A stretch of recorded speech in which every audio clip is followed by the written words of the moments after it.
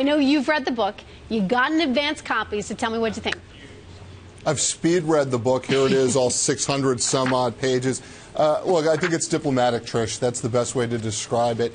This is Hillary Clinton trying to get out there, say something about her time as Secretary of State that allows her to bring in some of the traditional Democratic constituencies without alienating any of them, without alienating the middle that she's going to reach out to, and at the same time attempt to distance herself a little bit from President Barack Obama, particularly on some of the big foreign policy issues that they dealt with together. Speaking of foreign policy, I mean, she did, as I understand it, mention the early Taliban talks for Army Sergeant Bergdahl. She has said that the U.S. initially rejected releasing those Taliban fighters for that prisoner swap.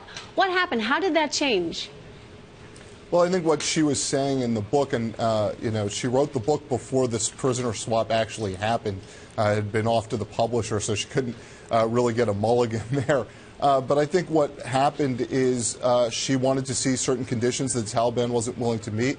I think the trade was made, so far as we know, without a lot of those conditions having been met. She's now saying that that's, it's a noble desire to bring back Bo Bergdahl. She's trying to not get in the way of the administration, but clearly she disagreed with the idea of the 5-for-1 swap under the limited conditions that we actually had when it happened. Well, that'll be important for her to be on record, of course, having said that come 2016, given the outcry. And speaking of which, I know that you wrote a piece last week talking about how the Clintons had raised $200 million in 10 months for their foundation's endorsement. Does that give us any insight into whether, in fact, it's going to happen in 16 for her?